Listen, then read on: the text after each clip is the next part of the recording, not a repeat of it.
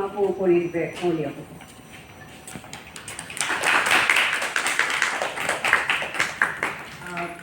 তো এবার সরাসরি হচ্ছে কি আর দেরি না করে আমরা আমাদের মূল আয়োজনে চলে যাই। তার আগে আমি অমিতদা একটু ছোট্ট পরিচয় দিতে চাই। অমিতদা একজন ভারতনাট্যম নৃত্যশিল্পী, নৃত্য প্রশিক্ষক, সেই সাথে উনি ঢাকা বিশ্ববিদ্যালয়ের theatre and performance studies senior demonstrator হিসেবে আছেন। মৌলি আপু একজন ভারতনাট্যম আর্টিস্ট, সাথে প্রশিক্ষক, এবং উনি বাংলাদেশ শিল্পকলা একাডেমিতে অ্যাসিস্ট্যান্ট ডিরেক্টর হিসেবে আছেন। তো প্রথম প্রশ্নটা আমি করতে চাই অমিতদাকে, এবং খুবই বেসিক একটা কোয়েশ্চেন যে সমসাময়িক নৃত্য আসলে কি, এবং কারণ আমি জানি সমসাময়িক নৃত্যকে আসলে কোনো ধারায় আমরা এটাকে আবদ্ধ করতে পারি না, এটার অবস্থান সবকিছু মিলে ডিফারেন্ট হয়, অঞ্চল ভেদে ওটার মিনিংটাও ডিফারেন্ট হয়। তো আপনার কাছে আসলে সমসাময়িক নৃত্যটা কি? ধন্যবাদ আনন্দিতা। সবাই যারা এখানে উপস্থিত হয়েছেন সবাইকে আমার পক্ষ থেকে শুভেচ্ছা জানাচ্ছি। আপনারা এসেছেন সেমিনারে অংশগ্রহণ করার জন্য, এবং ধন্যবাদ হচ্ছে নৃত্যযোগ চ্যাপ্টারকে, বাংলাদেশের নৃত্যযোগ চ্যাপ্টারকে এই ধরনের আয়োজনের জন্য, যেটাতে হচ্ছে আমাদের যারা আমরা নাচ করি, নাচ নিয়ে ভাবি, নাচ নিয়ে ভবিষ্যৎ কল্পনা করি, তাদের জন্য একটা মাইলফলক হয়ে থাকে এই ধরনের প্রতিটা আয়োজন। আমার কাছে আমি একটু পয়েন্ট লিখে এনেছি, এগুলো একটু দেখে দেখে বলতে হবে আমাকে। হ্যাঁ, সমসাময়িক নৃত্য আমার কাছে মনে হয় হচ্ছে চিন্তা। নৃত্যটাই হচ্ছে একটা চিন্তা, যে চিন্তা আমার হচ্ছে আমাকে সমাজের কথা বলে, যে চিন্তা মানুষের কথা বলে, এবং যে চিন্তাটা হচ্ছে পরিবর্তনের কথা বলে। পরিবর্তন কি অর্থে বলছি আমি? পরিবর্তনটা হচ্ছে নতুনের কথা বলে। মানে সমসাময়িক যা কন্টেন্ট বা কন্টেম্পোরারি যেটাই বলছি, এটা হচ্ছে নতুনের উন্মেষ করে দেয়। তো আমার কাছে সমসাময়িক চিন্তা আমি দুইটা ভাগে ভাগ করি, একটা হচ্ছে চিন্তা আর একটা হচ্ছে পরিবেশনা বা উপস্থাপনা। উপস্থাপনার জায়গা থেকে যদি আমি একটু বিশ্লেষণ করি, সেটা হচ্ছে এখানে প্রাণ শক্তি থাকতে হয়, উদ্দীপনা থাকতে হয়, আর হচ্ছে সাবলীলতা থাকতে হবে। সাবলীলতাটা সমসাময়িক নৃত্যের জন্য আলাদা করে বলার কিছু নাই। এটা আমি সমসাময়িক নৃত্য করলেই যে সাবলীলতা থাকতে হবে, অন্য নাচ করলে সাবলীলতা থাকতে হবে না, তা কিন্তু একদমই না।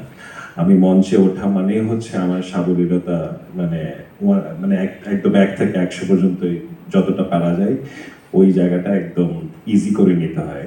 কারণ আপনারা দেখবেন যে বেশ কিছু প্রোডাকশন বা আমাদের দেশে আজ পর্যন্ত যা কিছু হয়েছে, কিছু কিছু প্রোডাকশন হয় হচ্ছে একদম ব্ল্যাঙ্ক স্পেসে, আর কিছু কিছু প্রোডাকশন হয় হচ্ছে এখানে সেট লাইটের অনেক ব্যবহার, আর কিছু প্রোডাকশন আমরা দেখি যে একদম বেসিক লাইট অ্যান্ড হচ্ছে এমটি স্পেস। তো এমটি স্পেসের চ্যালেঞ্জটা কিরকম থাকে? এমটি স্পেসের চ্যালেঞ্জটা হচ্ছে যে পারফর্মার নিজেই তার সাবলীলতা দিয়ে বা তার সেই উদ্দীপনা বা সেটা দিয়েই এই চারপাশের স্পেসটাকে জীবন্ত করে তোলে হচ্ছে অডিয়েন্সের কাছে।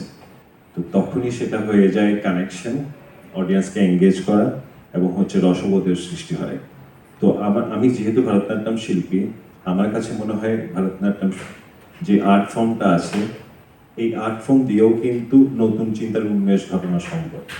তো সমসাময়িক চিন্তা, সমসাময়িক নৃত্য হলে আমি সবটা নৃত্য সার্বিক সবগুলো স্থল টাচ করেই বলছি যে আমাদের একটা না ভ্রান্ত ধারণা আছে যে সমসাময়িক নৃত্য বা কন্টেম্পোরারি ডান্স এটা হচ্ছে মানে হচ্ছে পাশ্চাত্যের, এই চিন্তা পাশ্চাত্যের, আমরা শুধু নকল করতে থাকি। এখানে আমি যেটা মনে করি আমি বলছি যে এখানে প্রভাবিত হওয়ার কিছু নাই। এটা হচ্ছে আমি যে ভারতনাট্যম ডান্সার, আমি আমার যে আর্ট ফর্মটা আমি জানি, এটা দিয়েও এখনকার কথা বলা যায়, কিন্তু সেটাতে নতুনের পরিচয় থাকতে হবে। সমসাময়িক মানে হচ্ছে নতুন, নিউ কন্টেন্ট। এটাই হচ্ছে আমি এভাবে দেখি আর। ধন্যবাদ। এবার মৌলিয়াপুর কাছ থেকে পরিদর্শন জানতে চাই। ধন্যবাদ আনন্দিতা। আমি অসংখ্য ধন্যবাদ জানতে চাই নৃত্যযোগকে আর আজকে যারা এসেছেন সবাইকে এখানে আসার জন্য, আর নৃত্যযোগকে এই সুন্দর একটি আয়োজন করার জন্য। তো সমসাময়িক নৃত্যের মূল জিনিস আমার কাছে সেটা হচ্ছে থট বা চিন্তা, যেটা অমিতা বললেন। সমসাময়িক নৃত্যটা আসলে আর্লি টু লেট 20s-এ আস্তে আস্তে ডেভেলপ হয়েছিল মডার্ন ডান্স থেকে। কিন্তু সমসাময়িক নৃত্যটা কিন্তু মডার্ন ডান্স নয়। মডার্ন ডান্স এবং সমসাময়িক নৃত্য সম্পূর্ণ আলাদা জিনিস। ইসাডোরা ডানকানকে মাদার অফ মডার্ন ডান্স বলা হয়, যিনি প্রথম স্টেজে ব্যালেট শু ছাড়া পারফর্ম করেছিলেন। এটা একটা রেভলিউশন ছিল। আর মডার্ন ডান্সটা আসলে এসছিল হচ্ছে ব্যালেট ডান্সের যে রিজিড যে কনস্ট্রাকশনটা আছে সেটা থেকে বেরিয়ে আসার জন্য। সেইমভাবে মার্থা গ্রাহাম বা ইসাডোরা ডানকান, যাদেরকে আমরা পায়োনিয়ার অফ মডার্ন ডান্স বলি, সেখান থেকে মডার্ন ডান্সের কিন্তু বিষয়টা যেটা ছিল যে ন্যাচারাল মুভমেন্ট, যেটা অমিতা বললেন, সাবলীল মুভমেন্ট আর পার্সোনাল এক্সপ্রেশন, যেটা কন্টিনিউয়াসলি এক্সপেরিমেন্টের মধ্যে দিয়ে হচ্ছে যে একটা ফ্রেমওয়ার্ক দাঁড় করানো যায় তার, বা একটা প্রকাশ পায় সেটা। আর এরপরে ধরেন মার্সি কুহিঙ্গাম, যাকে father of contemporary dance, traditional যে সেটিং আছে নাচের সেটা থেকে বেরিয়ে এসেছিলেন। আর র্যান্ডাম মুভমেন্ট, মানে যে বিক্ষিপ্ত অঙ্গভঙ্গিগুলো আমরা দেখতে পাই, সেগুলোকে আস্তে আস্তে আস্তে আস্তে করে হচ্ছে স্টাবলিশ করেছিলেন। আমরা তো এখন যেটা যেটা 10 বছর আগেও হয়তো ছিল না, যে আমরা এখন ইউটিউব কেন্দ্রিক খুবই। তো আমরা ইউটিউবে কন্টেম্পোরারি ডান্স সার্চ দিলেই হচ্ছে যে আমরা ইউরোপিয়ান কনটেক্সটে কন্টেম্পোরারি ডান্স যেটা, সেটা দেখে আমরা ইনফ্লুয়েন্সড হই। আর আমাদের কাছে মনে হয় ওটাই কন্টেম্পোরারি ডান্স। কিন্তু যেটা আগের প্রশ্নের উত্তরের সময়ও বললাম যে সমসাময়িকতা তো ডিফারেন্ট হবে। এখন ইউটিউবে সার্চ দিলে কেন বাংলাদেশের কন্টেম্পোরারি ডান্স দেখায় না, কারণ আমরা ওরকম ওই পর্যন্ত আমরা রিচ করতে পারিনি এখনো। তো আমাদের অমিতা যেটা বললেন যে ব্লেন্ডিংয়ের যে জায়গাটা, আমাদের একটা কন্টেম্পোরারি ল্যাঙ্গুয়েজ বের করতে হবে, যেটা অবশ্যই আমাদের মাসেল মেমোরিতে যেগুলো আছে। মাসেল মেমোরি মানে কি? মানে হচ্ছে আমি এত বছর ধরে, ধরেন আমি যত বছর ধরে নাচ করছি, এই এত বছর ধরে আমি তো শিখেছি, প্রথমে তো শিখেছি অবশ্যই, তারপরে পারফরমেন্স করা শুরু করেছি, তারপরে হয়তো ক্রিয়েটিভ কাজ করা শুরু করেছি। তো যখন শিখেছি তখন ধরেন ভারতনাট্যম বেস ডান্সার আমি শিখেছি, তারপরে কাজের বিভিন্ন ওয়ার্কশপ বা মাধ্যমে ওয়েস্টার্ন কিছু ফর্মও শিখেছি। তো এই যে আমার শরীরে কিন্তু মাসেলে কিন্তু এই মেমোরিগুলো আছে। তো আমি যখন কাজ করব, কিছু যখন বানানোর চেষ্টা করব, আমার কিন্তু মাসেল মেমোরি থেকে ওগুলো ব্লেন্ড হয়েই একটা মুভমেন্ট দাঁড় করা আসবে। কোনো কিছু তো হুট করে চলে আসে না, বা হঠাৎ করে কোনো কিছু হয় না।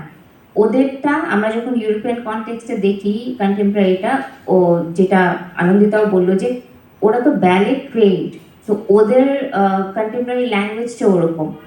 আমাদের যেটা করতে হবে যে ইনফ্লুয়েন্স না হয়ে সেখান থেকে আমরা ইন্সপিরেশন নিব, অবশ্যই আমরা সেখান থেকে ইন্সপিরেশন নিব, কিন্তু ইনফ্লুয়েন্স না হয়ে আমাদের চেষ্টা করতে হবে নিজের ল্যাঙ্গুয়েজটাকে বের করা। আর তার জন্য প্রপার ট্রেনিং অবশ্যই দরকার।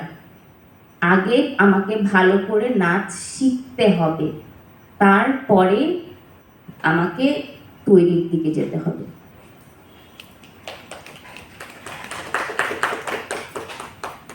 আমার কাছে যেটা মনে হয় যে ইন্সপিরেশনটা যে নিচ্ছি, যেটার মুভমেন্টটাকে নিয়ে নিচ্ছি, কিন্তু যখন ওদের প্ল্যাটফর্মে যাচ্ছি আমরা, ওরা হচ্ছে এক্স্যাক্টলি সিস্টেমটা, ওরা কিন্তু টেকনিকের উপরে প্রচুর কাজ করে একটা বডিকে তৈরি করার জন্য।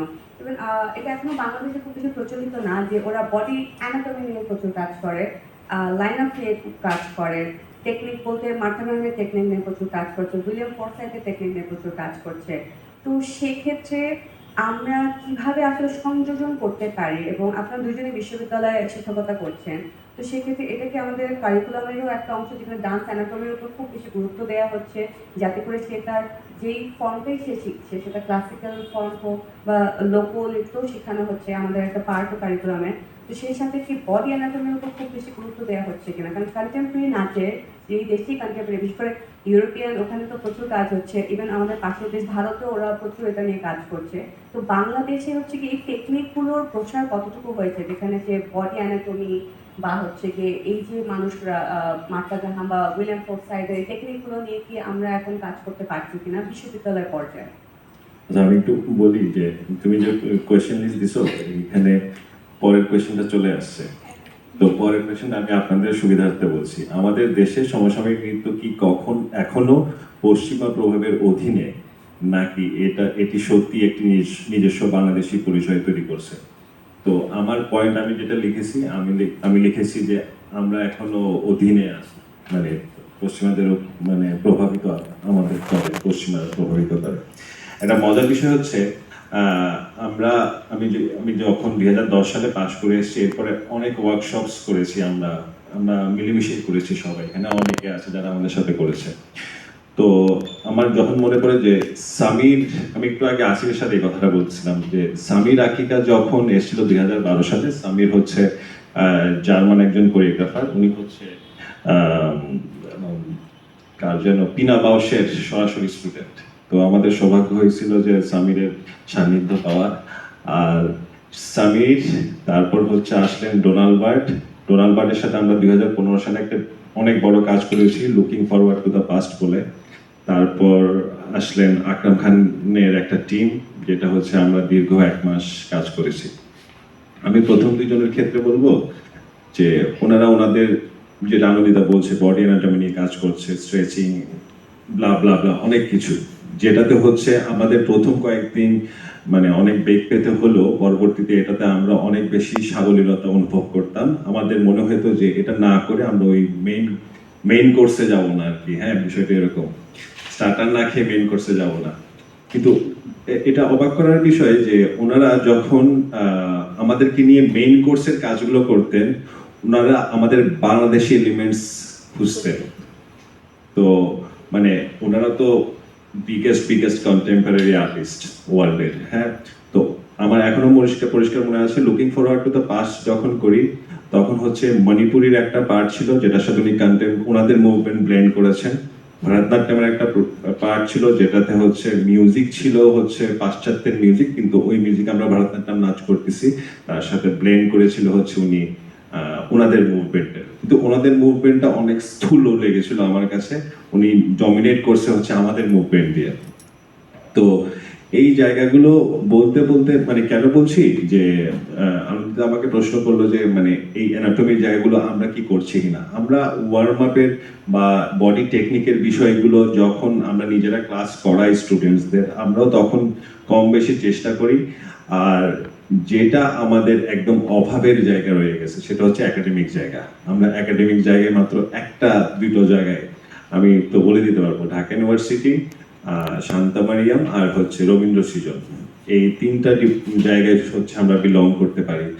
তো আমাদের এত আলোচনা, এত সব কিছু, যতদিন পর্যন্ত একাডেমিক জায়গা ঋদ্ধ হবে না, ততদিন পর্যন্ত হয়তো আমরা এরকম ছেলে মেয়েদেরকে বলে যাব, কিন্তু দিন শেষে সে তার চর্চা, সে তার তালিমটা কোথায় নিবে? প্রচারটা আসলে হবে টেকনিক্যালিটির দিক থেকে, যে শরীরকে তৈরি করতে হবে।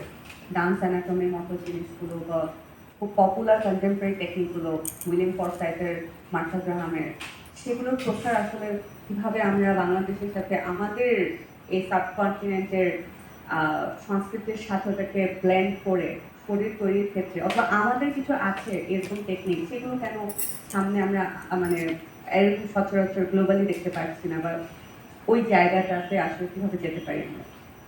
অ্যানাটমি বা বডি কন্ডিশনিং এর যে জায়গাটা, সেটা কি শুধু কন্টেম্পোরারির জন্য দরকার তা কিন্তু না, সেটা শাস্ত্রীয় নৃত্যের ক্ষেত্রে আরও বেশি দরকার। কারণ আরামণ্ডিতে বসতে ভারতনাট্যম যারা করি, তাই একটা মানে যখন একটা ছোট বাচ্চাকে প্রথম শেখানো শুরু করি, সে কিন্তু আরামণ্ডিতে বসতে পারে না।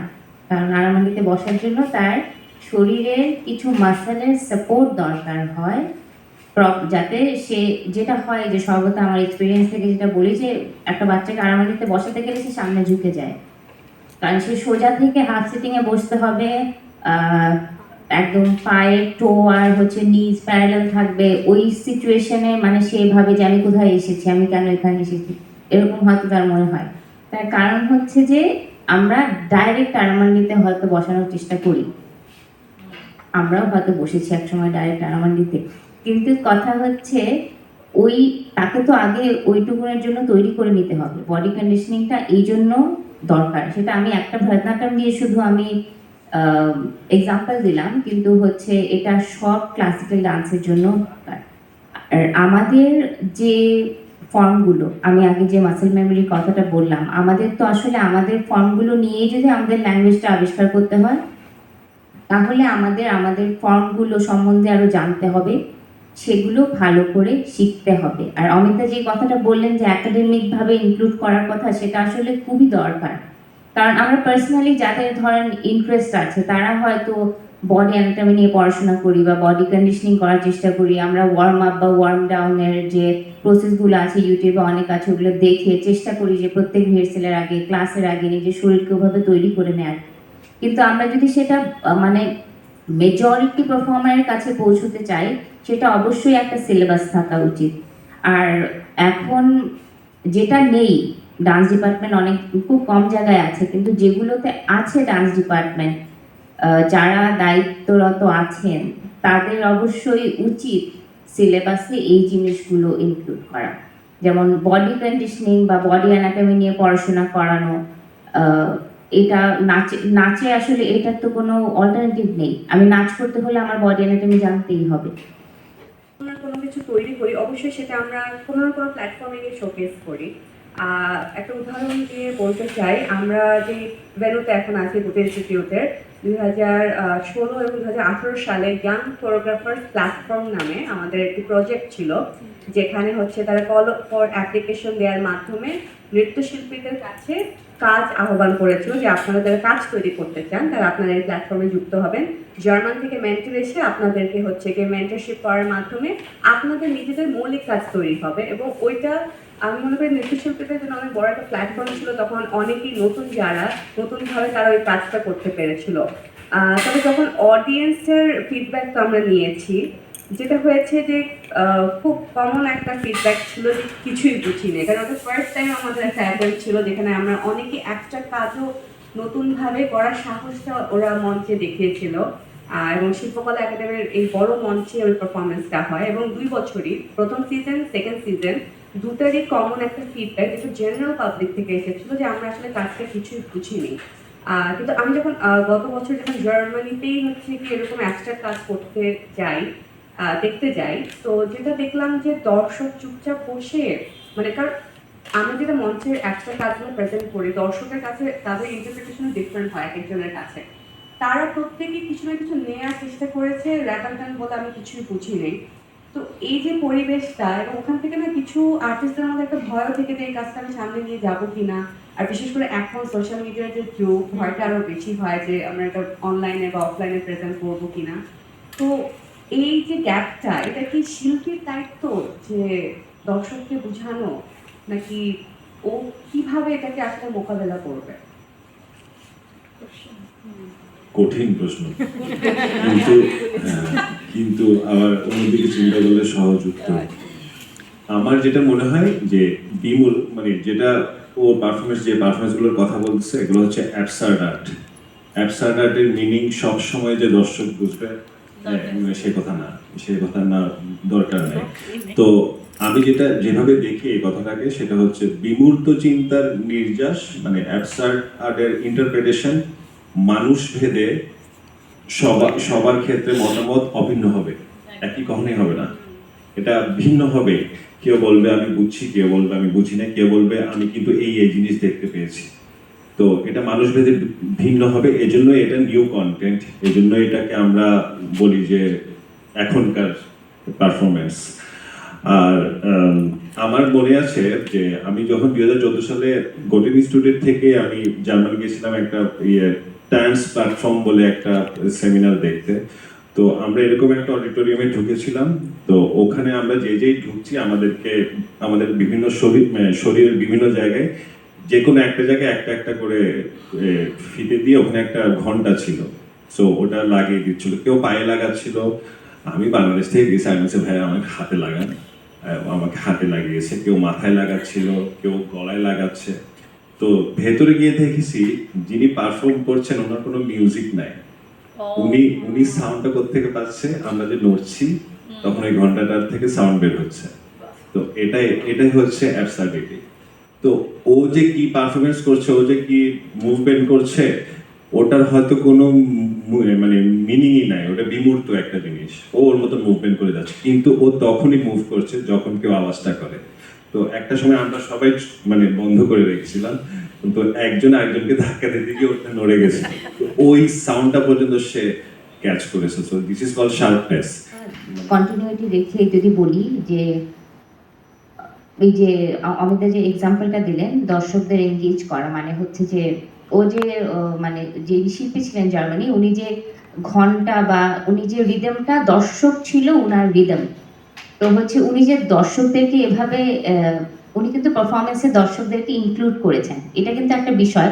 তাতে করে কি দর্শকরা মানে সব সময় কিন্তু কেউ মুভমেন্ট করলেই সে মানে সে খেয়াল করছে যে সে এটা ভাবছে যে আমার মুভমেন্টের জন্য স্টেজে আর্টিস্ট মুভ করছে বা সেই রিদমটার জন্য।